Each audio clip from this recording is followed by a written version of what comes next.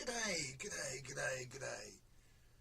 Wherever you are, g'day and welcome to the Community Sports Show for the Lacrosse WA Grand Final Preview edition of the Midweek show with me, Nolsey Johnston, coming to you live from the Community Sports Show here in Middle Swan. Thanks for joining us wherever you are across the globe. As always, it's a pleasure to have you with me, and it is an absolutely action-packed, chock-full show tonight. And as I just moved the page up to the start, a couple of guests. I've literally just confirmed the last one only a matter of minutes ago. So we've got the East Fremantle coach, Chris Warren, on the show in about 15 minutes' time. And then later on, as we get closer to the Men's State League conversation, we'll have the Wembley goalkeeper, Tim Forbes, joining me here as well for a big preview of the WA Men's State League Grand Final. But as always, there's plenty to get through before then. And before we start, a big shout out to our West Palm Beach crew. It's good to have supporters, and a big welcome to Quando, Austin, Christian and all the other Tegan Hirsch supporters over there in West Palm Beach. Thanks for your support, fellas. And as always, thanks to everyone for joining me online. You can see we are on Facebook, we are on Facebook as a show, but we're broadcasting through YouTube, and a big thanks to the crowd. I can see a few of you jumping online now. Thanks very much. The positive feedback has been completely appreciated.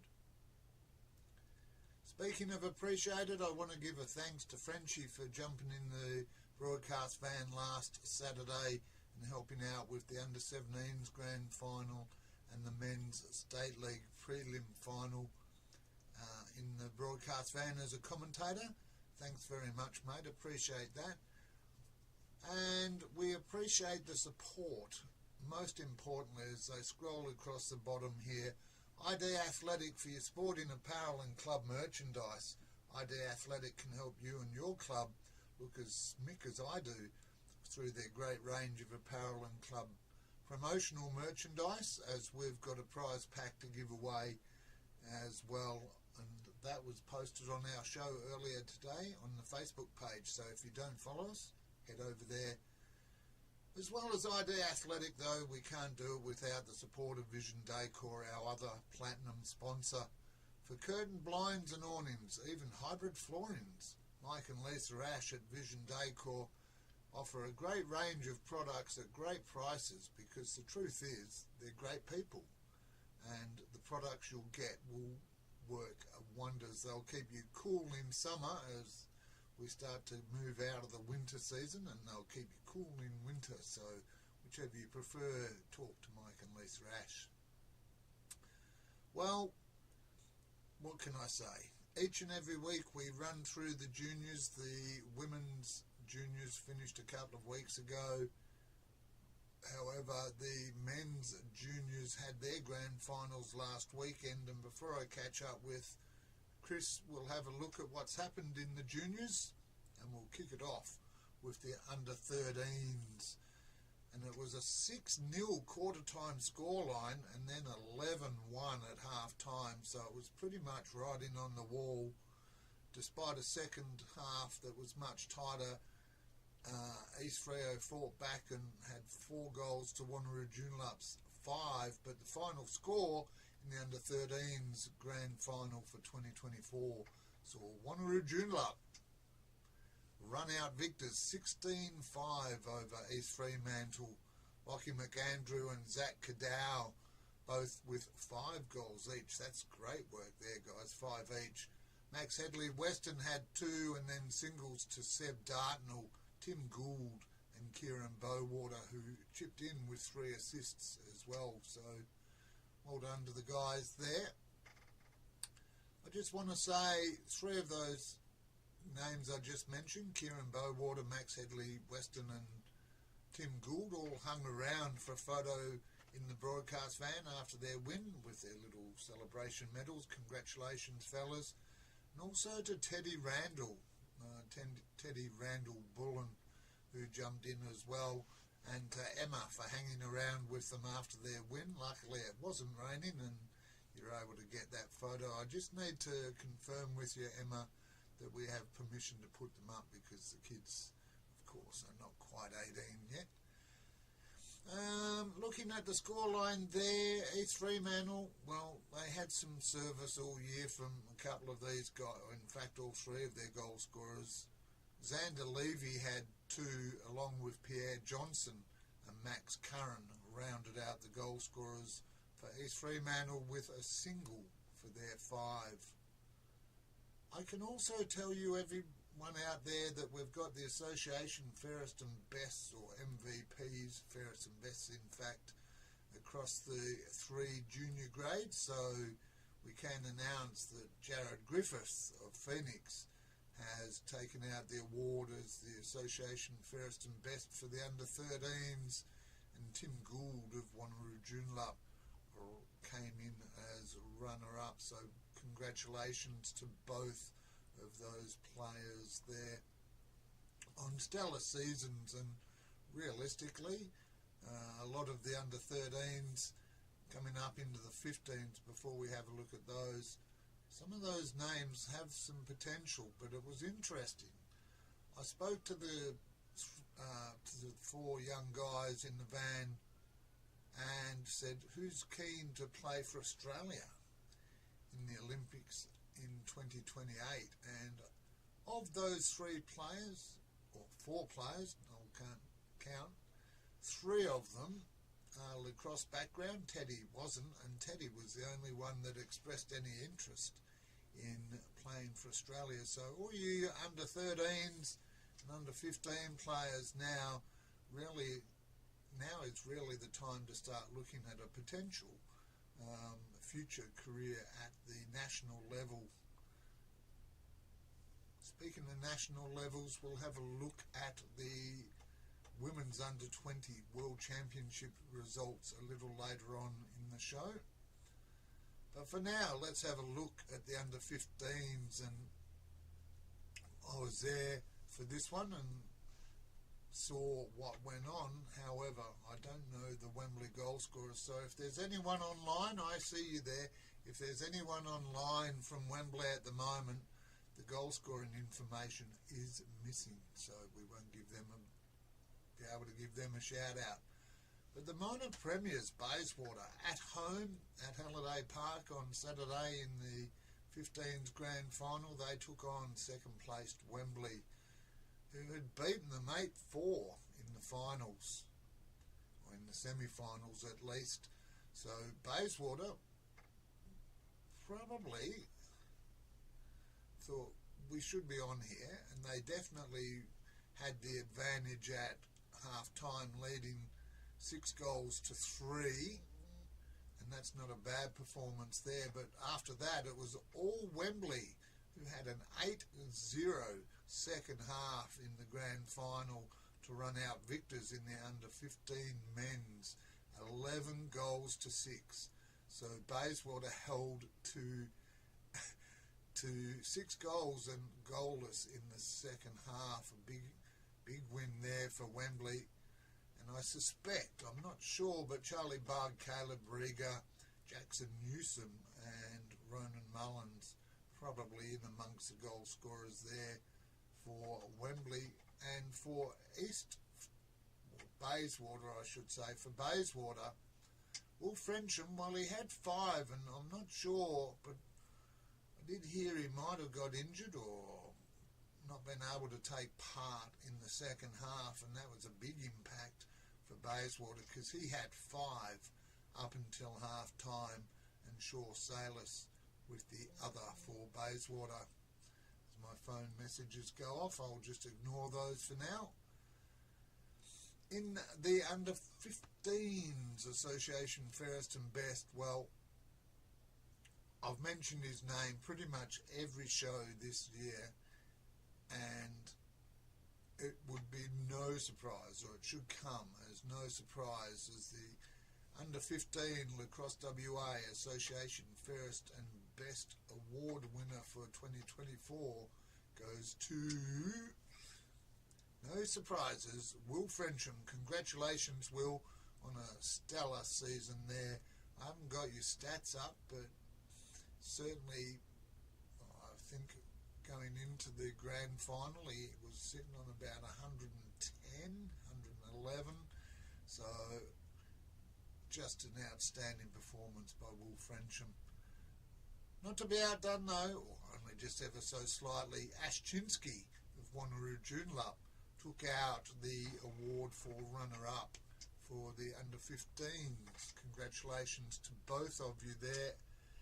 And I can see people online, but no one's sharing the goal scorers. If you jump on throughout the show, just drop them in the comments and we'll give them a shout out, because that's a great effort. Well, what can we say about the under-17 men?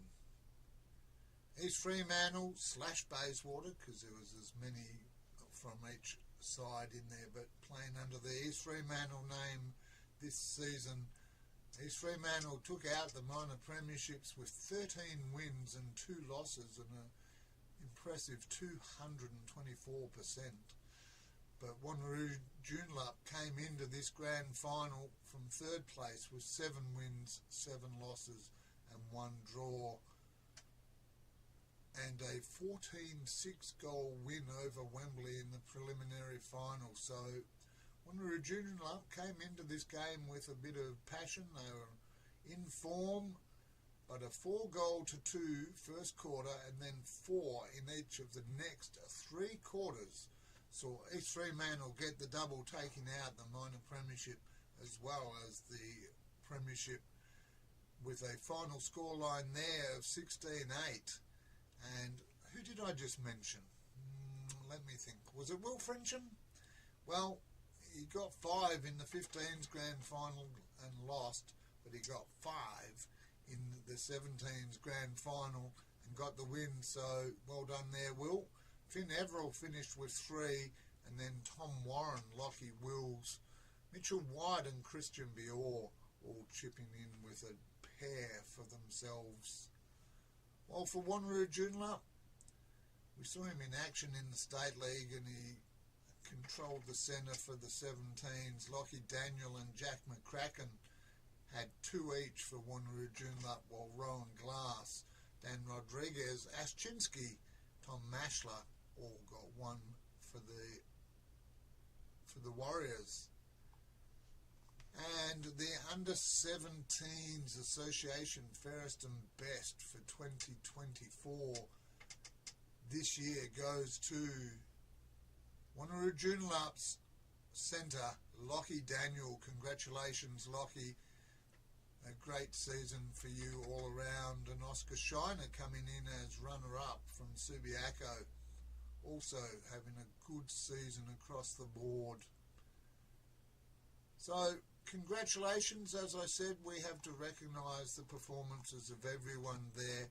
In the 13s, Wanneroo Joondalup getting the premiership. In the 15s, Wembley taking out the premiership. And then in the under-17s, East Fremantle taking out the 17s premiership. So 3 clubs sharing the junior men's premierships. That's a great outcome. Shows a bit of equality across some of the clubs, just not necessarily at the same grades.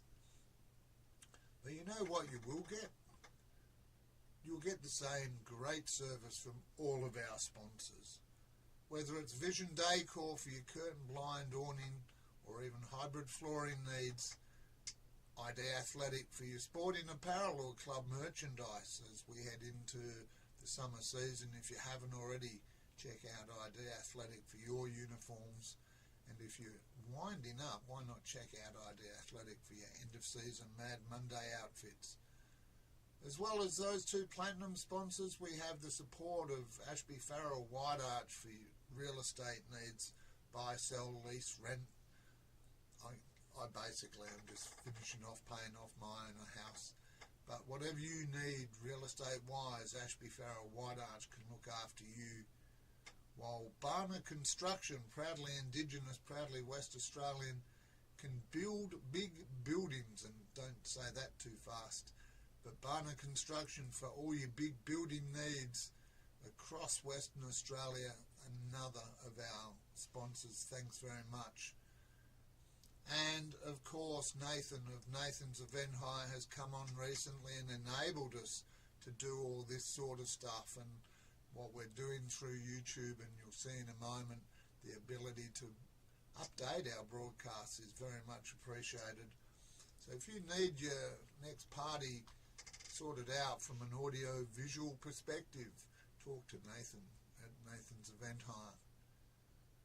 Well, speaking of talking to, in just a moment we're going to have a chat to the East Fremantle, one of the East Fremantle coaches, Chris Rabbit Warren, about his side and how they look shaping up against Wembley in this year's State League Grand Final. We'll take just a couple of minute break, get Chris on the phone, and then be back here on the Community Sports Show for the Lacrosse WA Midweek Show, coming to you live from the Community Sports Show studio with me, Noel Knowlesy Johnston. I'll be back in just a moment.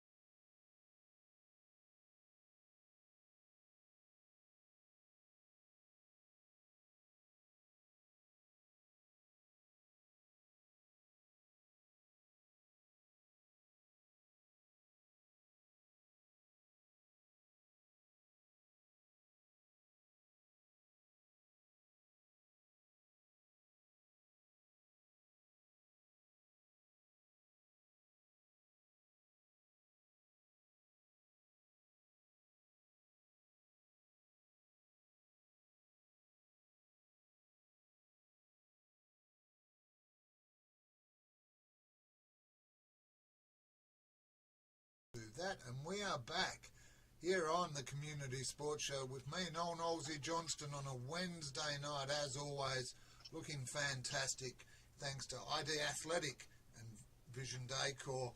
And I'm joined now by phone. It's a long way from East Fremantle up here into the hills, but we're grateful for his time.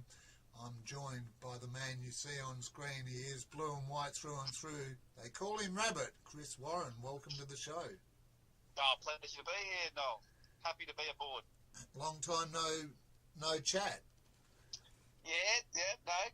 I'm long time listener, first time caller sort of thing. So really appreciate the work you guys do. Love the work you do yourself and Frenchie on the weekend. I enjoyed watching that back after the game. So as I say, appreciate all the time you put into the game. Well, you might enjoy this weekend's footage even more, but we'll talk about that in a moment.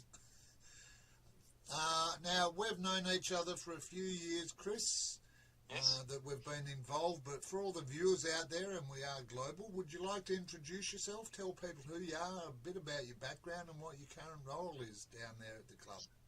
Yeah, happy to. So, been around the game for, it seems incredible to think about it, for the best part of 50 years.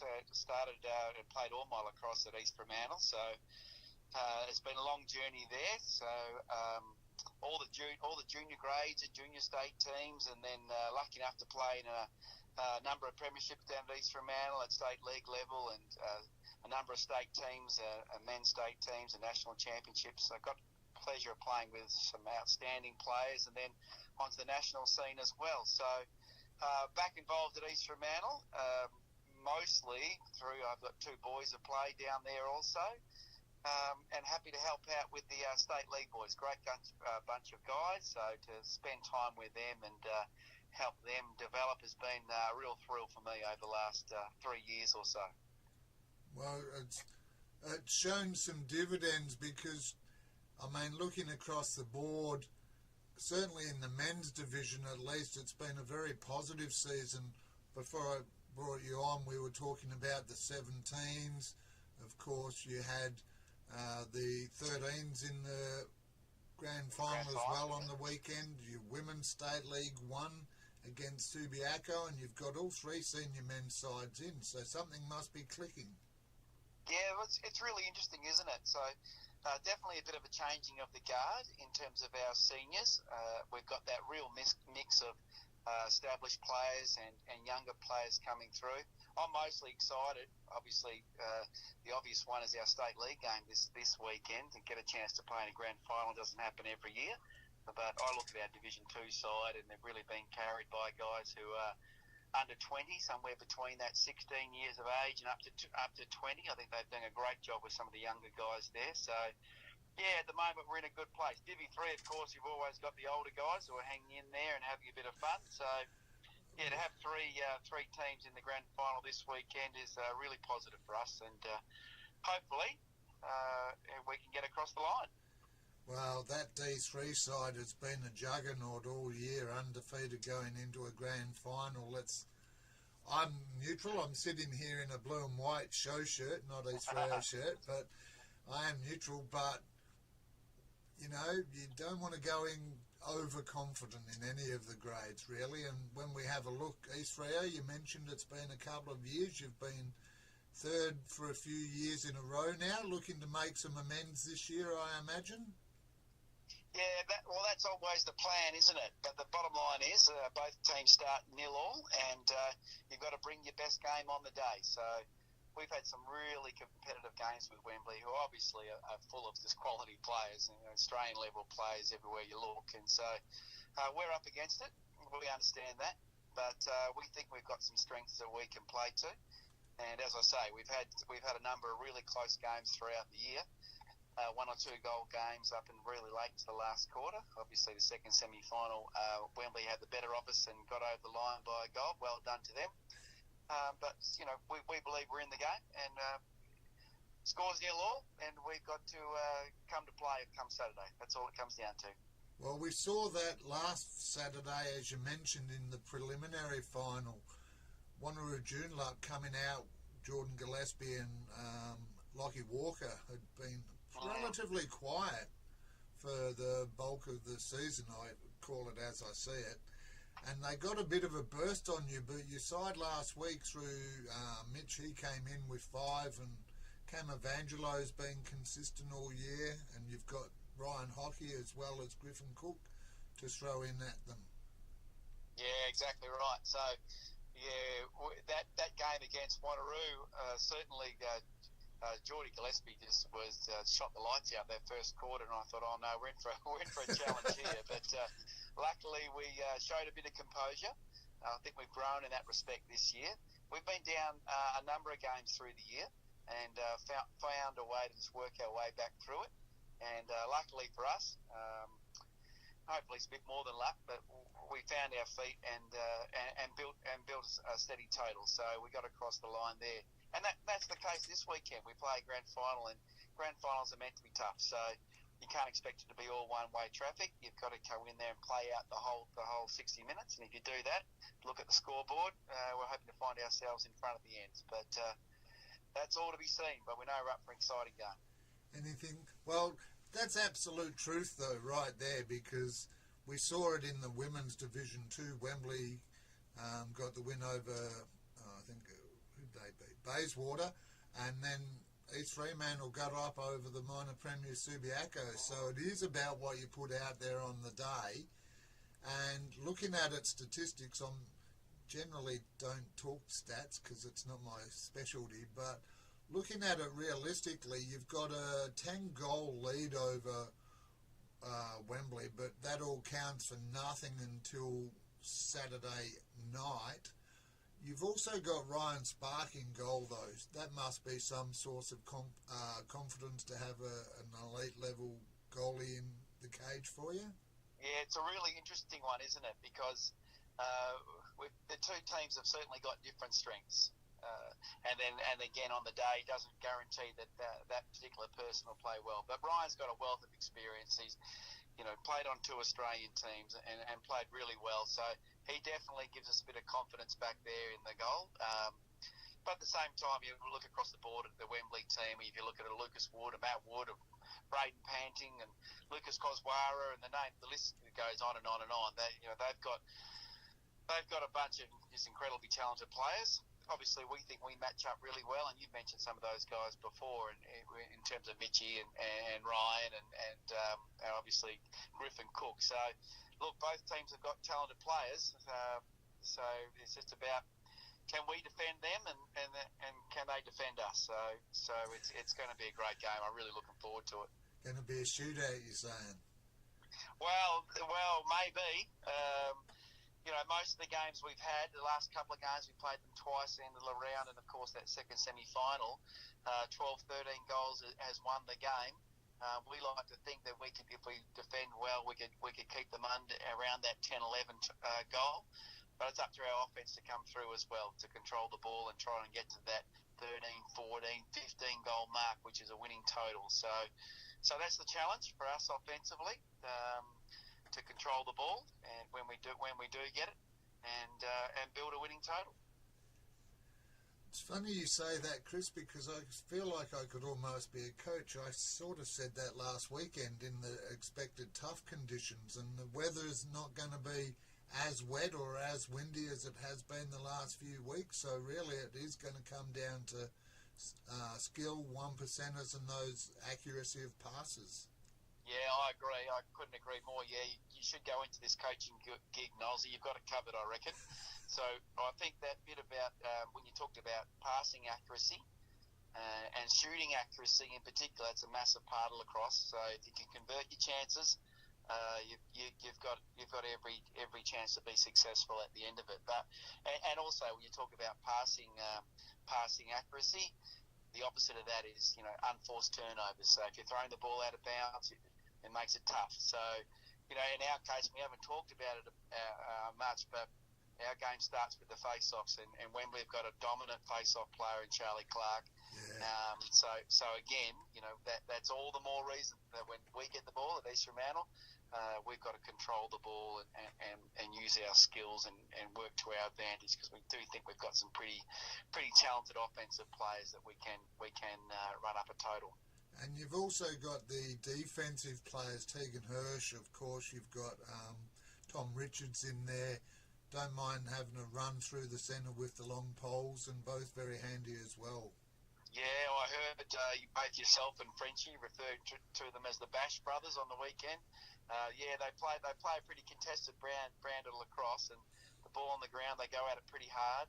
And you're right, we use Tom in the face-offs a lot to try as best as we can to negate someone of Charlie's class. So that's easier said than done, of course. He does a great job for Wembley week in and week out. So that's another massive challenge for us.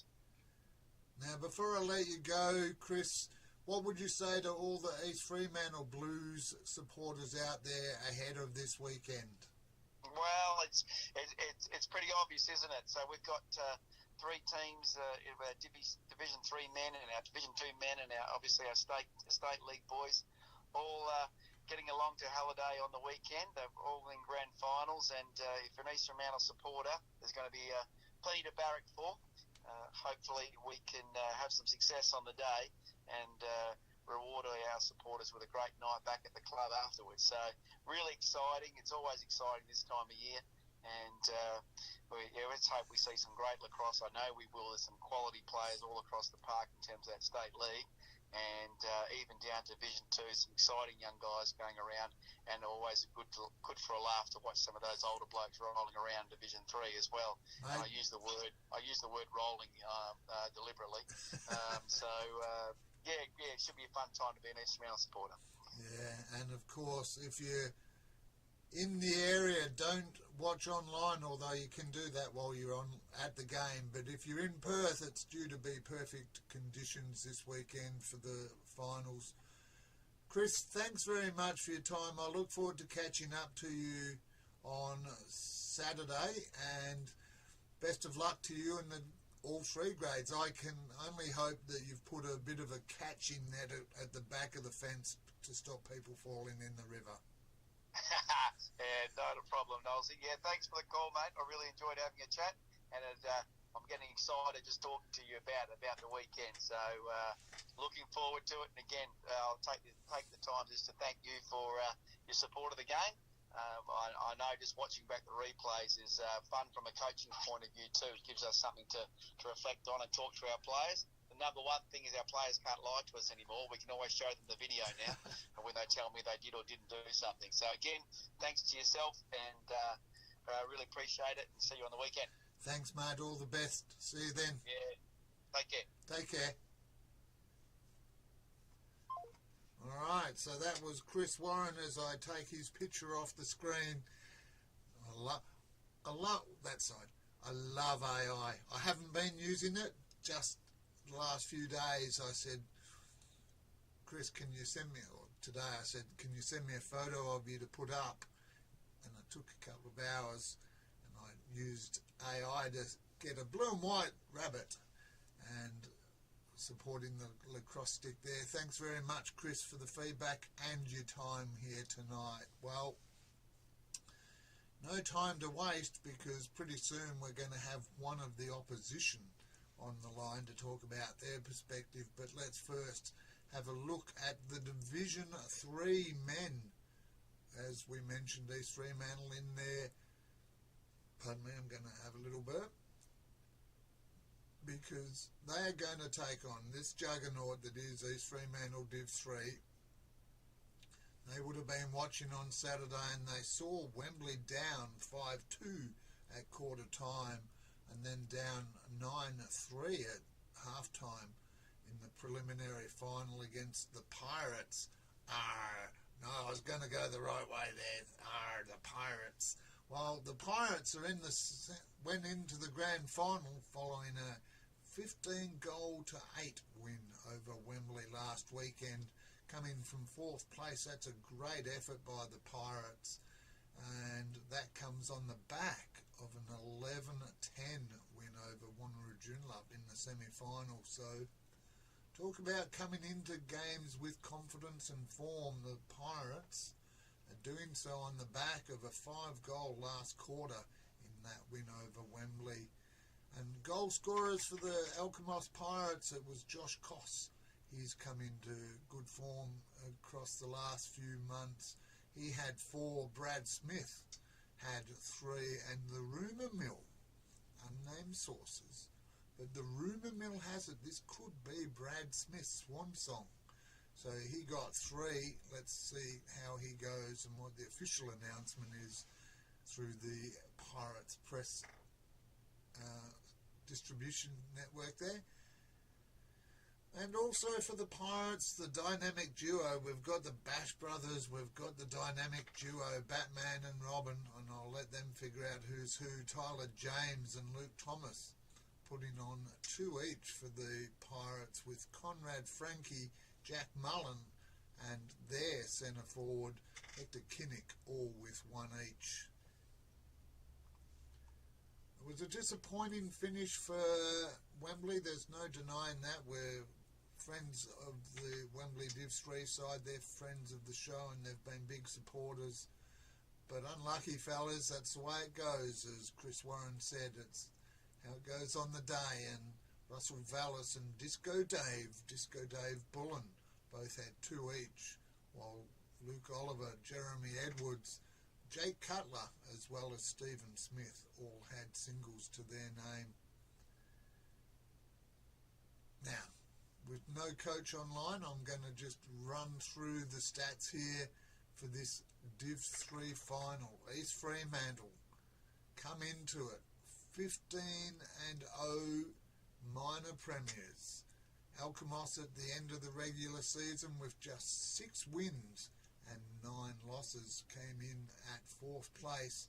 And in the head-to-head scenario here, looking at the goals for versus against, 41 goals to East Fremantle to 10 for Alkimos. So a 4-to-1 goal ratio in favour of the Blues here. It's going to be a challenge for Alkimos to stem that flow, because East Fremantle have multiple paths to goal in this Div 3 side, and they're all experienced. Wayne Curran, the other coach of the State League, Tim Lorien, Sean Kennedy's in there, Dave and Mark Whiteman no doubt will be having a crack, as well as JR, John Redmond, with Andrew Witch in the goals, aka Sconey. So East Fremantle, well, 15-0, big attacking lineup there. Sconey in goals, I've seen him in action. He can stop the ball. He's got to get more stops than Simon Danby, Chris Ford, Tim Taylor, Hector Kinnock, and Callum Thomas. I'm going to just go Danby, Ford, Taylor, Kinnock and Thomas there. They've got 5 pass to goal. I don't know, I'm going to call this one in favour of East Fremantle, I think. I know that won't be popular with the crowd out there, but that is what I'm paid eventually the big bucks for, and no shying away from it. I have seen plenty of lacrosse in the Div 3 this year. Not all of it made the air, and I'm sorry for that, viewers. We have had some challenges this year as we've rolled out our broadcasts, but they are definitely higher quality when we get it sorted, and we've got scoreboards and all that. So, in fact, it was Callum. No, that's not Callum Thomas, different one. All right, let's have a look at Division 2 for the senior men's grand final. But first, it was Wembley up against East Fremantle in the preliminary final. A tough day out for Wembley, going down in D3 and D2. It was 0-0 after the first quarter. You can't, talk about grand final pressure. 0-0 at quarter time. 3-1 at half-time in favour of East Fremantle. And despite a 7-6 second half for Wembley, it was East Fremantle getting the win by just 1, 9-8. For Wembley, and I'm just having a look this side, viewers, because we've got YouTube up. I can see plenty of people online, just can't see any comments coming through. So as we go through, if you want to say good day, let us know which team you're going for, where you're watching from. That'd all be great. But for now, we'll soldier on just like Wembley did last week. Peter White had 3, Luca Dillon had 2, and singles for Wembley to Fraser Gill, John Narby and Jake Strafacci, and another young line-up there in the Division 2 as we heard about East Fremantle. We'll have a look at those players in a moment. East Fremantle, well, 9 goals. We saw Callum Thomas and Tyler Sprunt finish with 3 each, while Tristan Jensen, Matt Devoy and Lockie Wills all getting singles. And looking at that, Tyler Sprunt, Tristan Jensen, Lockie Wills, all in that younger age category that Chris spoke about. So future is bright for the blue and white, at least in this reporter's eyes at the moment. Looking at the in-season form, Division 2, we saw Wanneroo Joondalup take on East Fremantle on 3 occasions, and Wanneroo Joondalup won all 3 with a 38 goal to 14 total across the season. Some big wins there, 14-2, 11-7 and then 13-5. So Wanneroo Joondalup have come into this and should come into this with a degree of confidence, because they had an 11-win season and a percentage at the end of the regular season of 287, which you can start that way, but to finish that way is exceptional, while East Fremantle had 6 wins and 6 losses to finish with just 90%. But Wanneroo Joondalup, my advice is do not take anything too casually, because despite having the leading goal scorer for the D2, Ben Jones, with 50, and Cam Mulcahy, Graham Duffy and Stuart Walker all in there, Tyler Sprunt, Lockie Wills, Callum Thomas and even Chris Bayens all have pathways to goal there. Ultimately, though, I think this one is going to go in favour of the Warriors. Now, I should point out, viewers, actually I'll just go back for a second. The Division 3 face-off normally is at 1 o'clock. This Saturday, though, it is at 11:30, because all 3 games will be streamed and played on the main field there at Bayswater. So Division 3 face-off is at 11:30 on Saturday.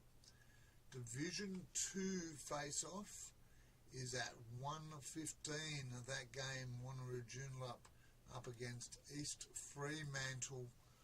And as I say, I just think Ben Jones, Duffman, Graham Duffy, Cam Mulcahy, last year he talked up getting 50, well, he's got 22 this year, but we know he can get at goals. I just think the attack will be too much from Wanneroo Joondalup, and they will take the Division 2 Grand Final. Well, sorry to tell you, East Freo supporters, that's how I see it.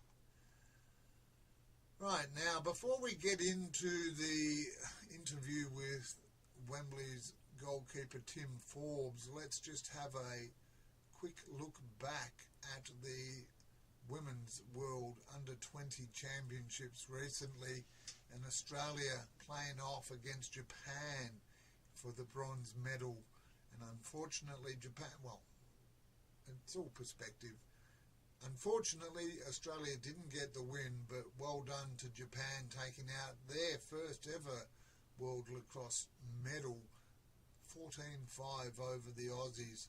Megan Kitagawa had 4, while Miri Akiyama and MVP Nagai Nakazawa both had 3 for Japan, and Nagai has made the world team as a result. Making the world team for Australia, congratulations to Miriam Suarez-Jury Mim from Williamstown Lacrosse Club over there in Melbourne.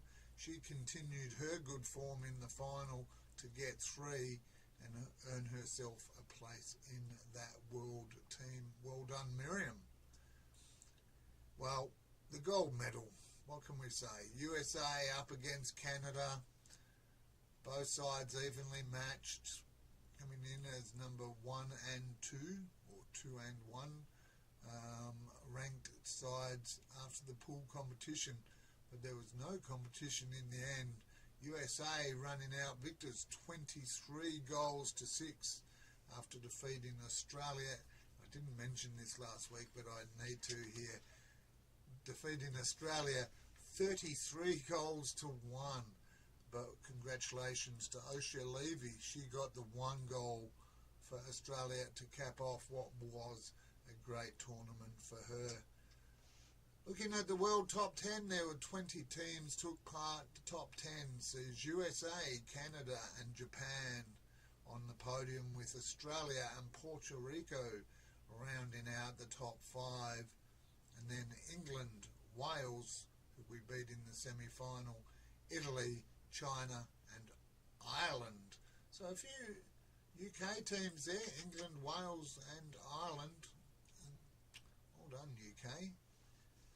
And just to wrap up there, the world team, 1 Australian, Mim Suarez Jury, 1 Japanese player, Nagai Nakasawa, and 2 Canadians, Jamie McDonald and Avery Morton, and then 6, as you'd expect, from Team USA, with Emma Lapinto, the championship MVP, rewarded for a good competition there. Lydia Colasante, Shea Dolce, Maddie Spice, Corey Edmondson and Madison Taylor rounding out the women's under-20 world team. Well, viewers, we're going to take just another brief break as we get Tim Forbes on the line now to get the Wembley perspective on the grand final, before we have a look at the Men's State League and my predictions for the 2024 title. We'll be back in just a moment here on the Community Sports Show with me, Noel Knowlesy Johnston, thanks to ID Athletic and Vision Decor.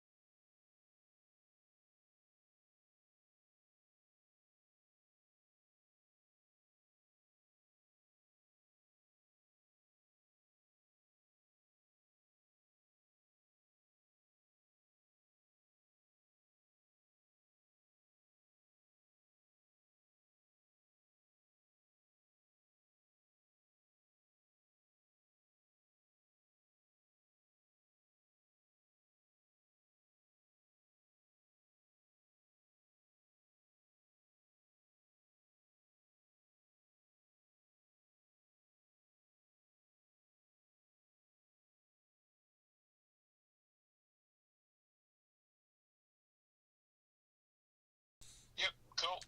And what's cool is the fact that I'm joined once again on the phone by another grand final player. This time it's going to be Tim Forbes of Wembley joining me on the phone. Welcome to the Community Sports Show, Forbesy. Thanks, Ozzy. Good to be here, mate. Good to have you with us. Now, you're all set up there? No distractions? Yeah, all good, mate. I'm just asking that, viewers, because he said he had to leave the house. They were all too noisy for him. No, that's not what he said. But look, Tim, we've known each other a couple of years now. You've been a supporter of the show, and I thank you for that. But for all the viewers at home who might not know who you are, would you like to introduce yourself? Tell them who you are, how long you've been in the game, and what you're currently doing at Wembley Lacrosse Club. Yeah, no worries, Nosy. Thanks. Tim Forbes. Been playing lacrosse quite a long time. Something north of 30 years, actually. Started playing mudcross down at Wembley and found myself playing goals from about the under-13s age group there. So played at Wembley my whole time in WA. Finished up playing state league in Wembley at about 2006, and then played 6 years in Melbourne for Caulfield. Before having a bit of a break when moved overseas, US and Asia, before coming back to Melbourne and then Perth, and now back playing at Wembley. So great to be here. So you're a Perth man by choice? By birth, I should say? Yep. By birth, and now again by choice. Yep. I had myself confused for a moment because I'm by choice.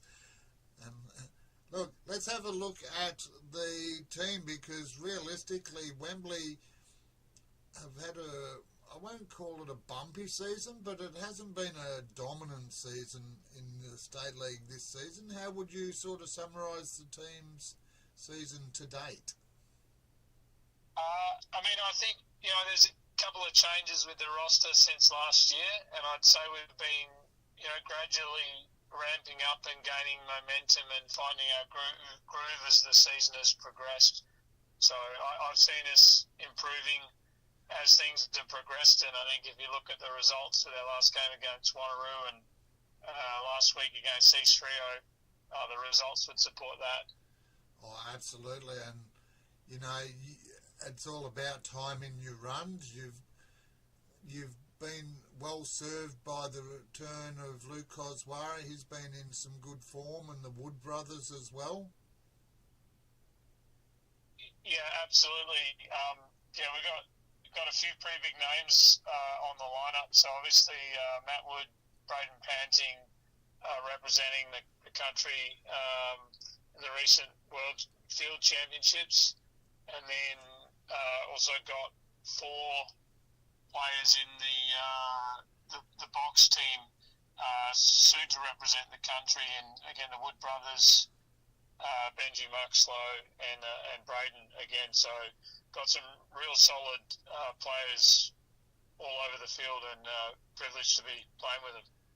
And I mean, the rise, we heard from Chris Warren before about East Fremantle and their Division 2 youngsters coming through. Similar could be said there at Wembley, realistically, maybe inspired by Charlie Clark, who's had a pretty stellar season at the face-offs.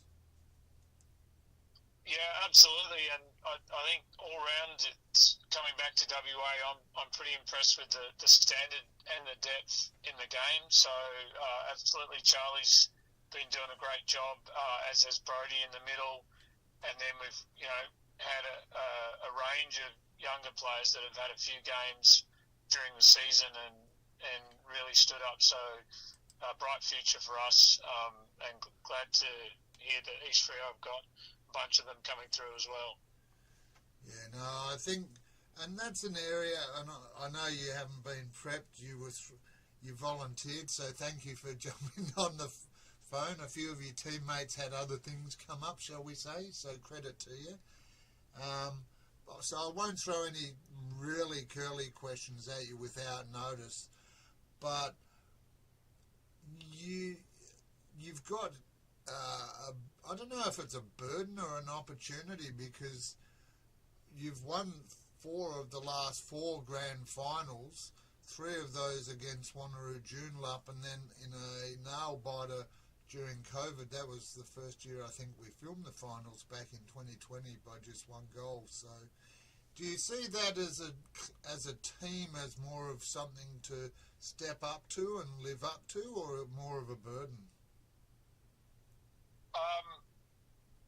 Neither really, to be honest. I think I think we're deserving of the opportunity to be here, and you're only as good as your last game. So the game's there to be won, and I think the best team will win on the day. We've got a solid lineup, so we'll be focusing on our game plan, and if we do our job, I think we'll come away with the result. But absolutely don't want to take anything for granted and playing against a quality opposition. So I'm just looking forward to a great game of lacrosse and a really good contest, because East Freo know how to play, and they're gonna show up to play on the day. Well, we saw that last weekend in the preliminary final. Slow start, but big finish with their youth and their attack out of defence as well. Really dominant, I thought, last week. So for you as a goalkeeper, which is harder, the fast break out of the centre or the cluster play on the crease? I'm not going to give away what I'm struggling with, Nosey. Sorry, you don't have to answer that. Sorry. No, I didn't mean it like... But they're a quality opposition. They'll push for the weaknesses. We'll look to shut them down, and I'm sure we'll have a good contest. And I'm looking forward to it. I've got a big sheepish grin on my face on screen, Forbesy. So I said I won't throw you under the bus. I didn't sort of plan that one to set you up either. It was more a generic question as a goalkeeper, because we'd sometimes have Harrison Parker, the Bayswater D3 bloke, come in here, and he's always battered and bruised. We've had Jay Bidwell Barton in here talking about the complexities at box and things like that. So it was more just an educational thing. No secrets. I understand you'll be doing your best, and I know you know where all of their players prefer to shoot and who's got a left and who doesn't. So before we let you go, Tim, is there any sort of message you'd like to offer up? And I just seen to my right a comment from George Buckley, who's a big supporter and looking forward to the game as well. Is there any message to all the Wembley supporters out there? I'd just say, get down to the game if you can, support us, and then probably for all the folks playing lacrosse, if we remember the spirit of the game that we should be playing it in. All year I've been impressed with the spirit of the game, and I think we should be proud of that and make sure we uphold that and go out and have a bit of fun.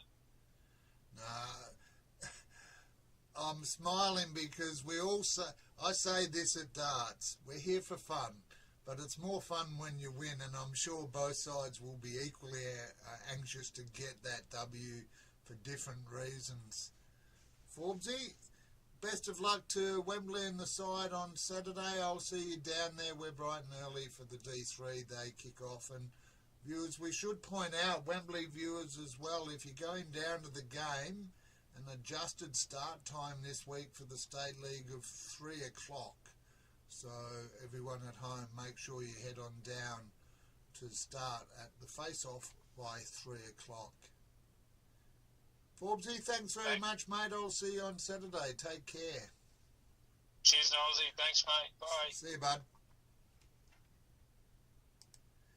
As Tim Forbes says goodbye, so too do we say goodbye to the picture of Tim Forbes. Thanks, George. I did see your comment over there in reference to Chris, great person, coach, and an ornament to the game. Well, ornament to the game, that's a big testament there. Chris, Coach Clancy in 2022 with the 18s, and well respected by Clancy. That's always a positive sign. Wishing you the best of luck from Bayswater there, Rabbit. So, look, with the inside there of Chris Warren earlier and then Tim Forbes just a moment ago, let's turn our attention to the State League Grand Final for 2024. It is Wembley taking on East Fremantle, but first we'll find out how East Fremantle got there. I mentioned a strong performance. It was Wanneroo Joondalup, though, who started the prelim with a powerful first quarter, going into the quarter-time break up 3-2. Lockie Walker and Jordan Gillespie chipping in there. However, a 5-1 second quarter and a 7-1 second half saw East Fremantle run out strong winners over Wanneroo Joondalup 14-5. Mitch Kennedy had a couple of bullets early, finished the game with 5, while Socko, Ryan Hockey and Cam Evangelo both had 3 for East Fremantle. Charlie Warren, one of the Warren boys there, he had 2, and Griffin Cook, the man from West Palm Beach. I'm trying to figure out how you do a West Palm Beach sign there. He had a big support there, Tegan Hirsch. So big shout out to Quando, Rondo, Yondo. Not sure if that's one person or 3, but Quando was online last week watching from Florida, staying up into the late hours of the night. Looking forward to seeing the West Palm Beach guys online again. Well, Jordan Gillespie, he started with 2 in the first quarter and could only finish the match out with 3 after East Fremantle sort of put a bit extra defensive pressure on.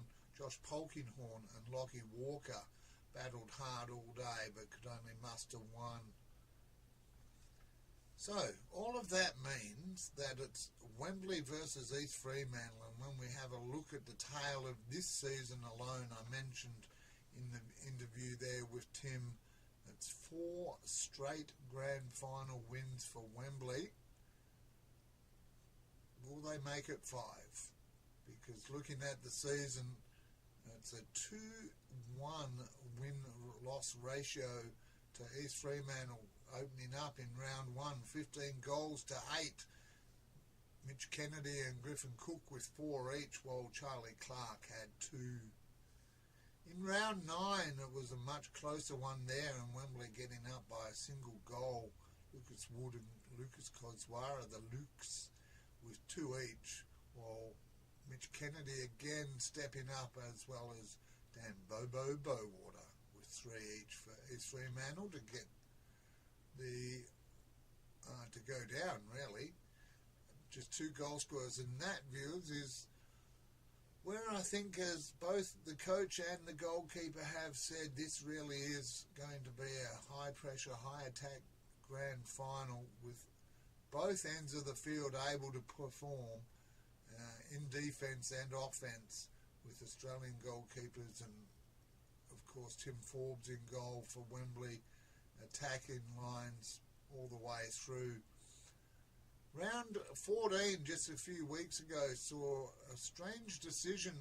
Wembley forfeiting their Saturday game to play on the, or not forfeiting, bringing it forward to play on a Thursday night under lights at East Fremantle, and that decision ultimately costing them the win, I think, 13-10, with Mitch Kennedy again getting 3, while Cam Evangelo also chipped in with 3 for East Fremantle. Braden Pantin and Lucas Kozwara also with triples for Wembley. In the head-to-head goal scoring stakes, it is 36 goals to 27 in favour of East Fremantle, so 10 goals, round figures, 10 goal difference to the team in blue and white, who I know I shouldn't make any tips, people tell me off, but That's my job. I've got an opinion and I've got the show. I can share it.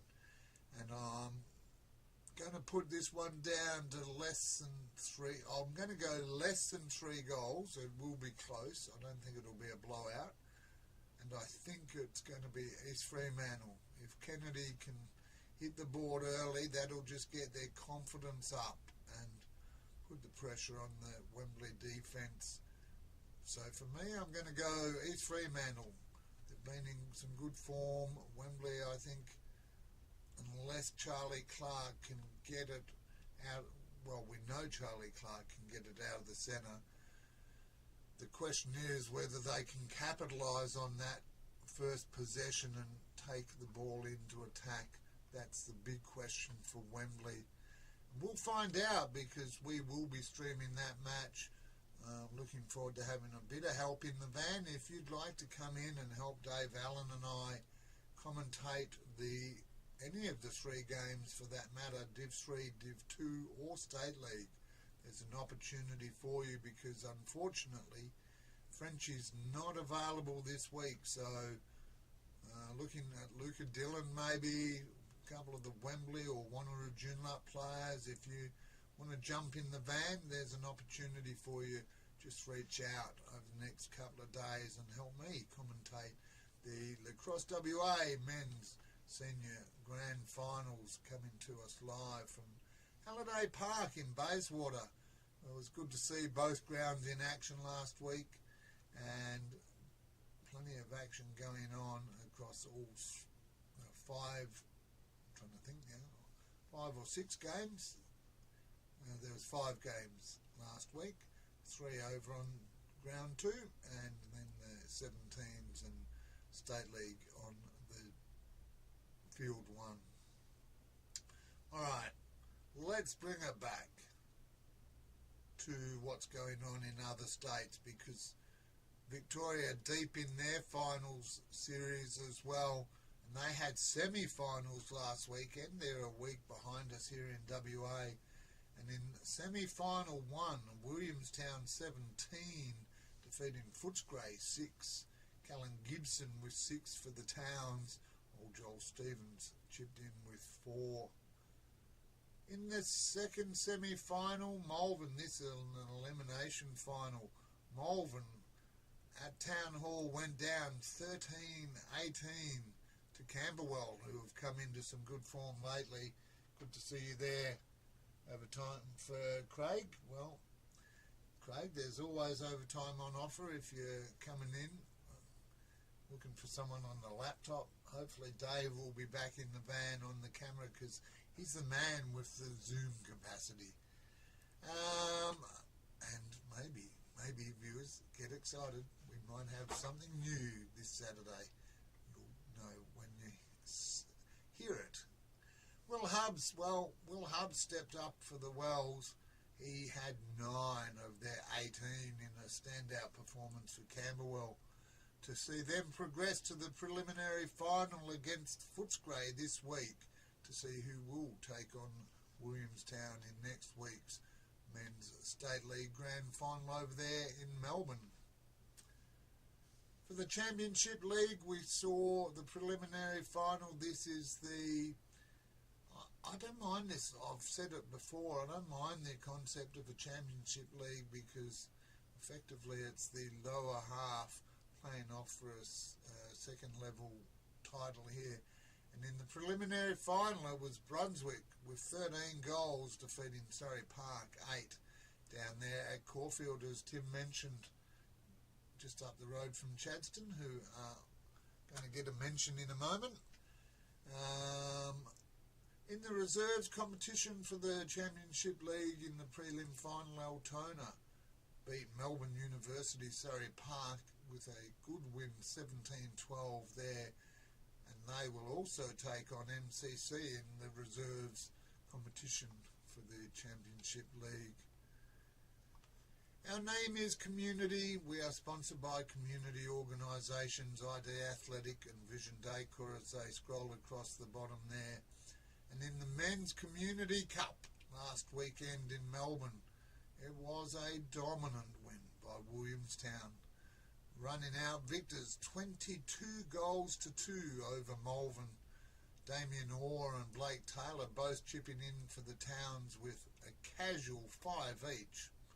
That's 10 between them out of 22 goals. Congratulations there, Williamstown. Just owning it. Mim Suarez jury making the Australia or the world team. I don't know. What else is going on? Let's have a look at the Women's Championship League, and the premiers last week were Eltham. Thanks to Emily Statham and Tamara Hoyle both notching up hat-tricks each for the Panthers. It was Eltham running out victors, and this is unusual. 10 goals to 2 over Williamstown, just to prove they can be beaten. Alright, before we leave Victoria and start heading back to WA via South Australia, big shout out to the team at the Redlegs. I did that before. Chadstone Redlegs, they hosted the Women's Championship Grand Final last weekend, and well done to all those who helped out on the day. That is a big part of what it's about, community getting involved, even if you don't play, helping clean up, pack up, doing the sausage sizzle, as they did at Bunnings, all contributing to the Redlegs there. Looking forward to seeing you. Maybe we can do an interview next year with them over in Melbourne. But now, let's come back to South Australia first and have a look at the women's finals. They're on tonight. They're probably all over by now, because we saw in the first one, Woodville taking on Burnside in an elimination final at 6:45 South Australia time. So not sure if there's any scores, anyone out there has one, but Woodville up against Burnside in the women's elimination semi-final, while Brighton took on Glenelg, that match at 8:15 South Australia time. So that game probably just finishing now. Big shout out to all the ladies in South Australia across those 3 or 4 sides that played off in the semi-finals. Let's have a look at the men in South Australia now, and minor premiers Brighton got some revenge over Glenelg with a 12-9 win to progress through to the grand final thanks to a 6-3 third quarter. Jack Woodford, the standout for Brighton, with 3, while the majority, and I say this, I didn't list them all. Literally there was half a dozen 2s and half a dozen 1s in each side, and it was lots of 1s and 2s across the board. So well done to Jack Woodford for getting the top score there for Brighton to see them move through to the grand final. Woodville, well, they lost a thriller at home, an absolute thriller, 13-14, and are now out of the run in unlucky Woodville, and that was courtesy of a 5-1 last quarter to Sturt. Well, the Blues there really stepping up in the last where it matters, and as both players have said on our show tonight, it's how you turn up on the day. If you're down, don't accept that. Battle away, do the 1%ers, be the leader. And Orlando Kernaghan continued his recent box form to net 2 for Sturt, as well as Jack Forbes, and then a 3 to Jack Waller, while for Woodville, Jared Pangrazio and Sean Filippo had triples as well. And in the South Australian preliminary final this weekend, we see Glenelg taking on Sturt to see who will take on Brighton in the South Australian Grand Final next week. Well, that's pretty much it. A couple of great interviews there. Thanks to Chris and Tim for joining me throughout the night. Thank you to all of you viewers at home as well, wherever you are across the globe. Thanks for joining me here on the Community Sports Show, and doing so via our YouTube. I know we get mixed feedback, but the transition to YouTube has been received positively. So thank you to everyone for your feedback there. Our coverage this weekend, Saturday, We've got a big day. If anyone is available to help out in the van, on the laptop, doing score updates, or with commentary, love to hear from you. Luca Dillon, James Dugan, if you're interested, the opportunities there, and Jason Ridgewell as well. If you're out there, D3 was your go-to this year, Ridgie. If you're interested and you're up at that hour, you're more than welcome to jump in the van, because it's at 11:30. I just saw a typo. 11:30, East Fremantle taking on the Pirates up here. Can they do it? Andrew Spratt will be watching on. He's a former Nullamara boy, now Pirate. Big shout out to you, Andrew. Thanks for the message during the week. Division 2, Wanneroo Joondalup, the Warriors, or Frenchie called them the Chiefs, but I believe they're the Warriors now, taking on East Fremantle, and that really, I don't know, that is really, I'm going to call a mixture of the seniors for Wanneroo Joondalup up against the youth of East Fremantle, and I think I'm going to go for Wanneroo Joondalup in that one. East Fremantle in D3, Wanneroo Joondalup in D2, and in the State League, that game at 3 o'clock, by a couple, East Fremantle. Sunday, we were due to do the Hills Football Association. Unfortunately, it's at Pickering Brook, which is a real challenge for us with reception, and as all the viewers out there know, that is part of what we work our way through each and every week. But congratulations to the top 4 for the Hills Football Association. Pickering Brook, Swanview, Chidlow, and sneaking in Gidgegannup after getting the win over Mount Helena last weekend to secure 4th place. They'll play Chidlow at 2, and then Pickering Brook take on Swanview in the major semi-final to see who will go through. Can Swanview do it after coming so close? Pickering Brook last year in there, plenty of passion between both those clubs. We're not there, so you need to head up to Pickering Brook if you're going to see those games. Check out Hills Football Association page there. A big happy Father's Day on Sunday to everyone. I know there'll be a few sore heads, whether it's because you've won or you've lost, or either way, just because you've been out supporting your club. Wherever you are, be sure to, if you can, find a moment to spend some time with the father, and if they're no longer with you like mine, then take a moment to reflect and think of them, not just on one day but every day. As we say, take care of yourself, just like our sponsors do. They take care of us. ID Athletic for your sporting apparel and club merchandise needs, and Vision Decor, curtain blinds, awnings, and even hybrid floorings. I should almost record that and just hit play, I reckon. But thanks to them for their continued support. Thanks to everyone who's joined me tonight from across the globe. I am Noel Noblesy Johnston until Saturday at 11:30, wherever you are. Take care, stay safe. Please be nice to yourself, but just as importantly in these troubled times, be nice to those around you too. Bye.